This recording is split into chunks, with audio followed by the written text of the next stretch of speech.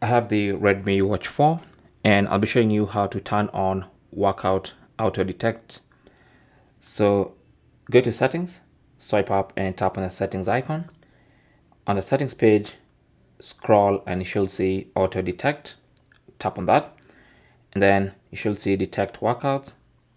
Tap on that to enable, and of course it's going to warn you that this feature will increase battery usage, so just tap on the check mark to continue, and that's going to be enabled. Now once it's enabled, if you're working out, maybe you're walking or jogging or riding a bike or doing whatever you're doing, the watch should be able to detect that you're working out and ask you to start recording your workout. Okay, now also at the bottom you should see the option to enable or disable end workout reminders.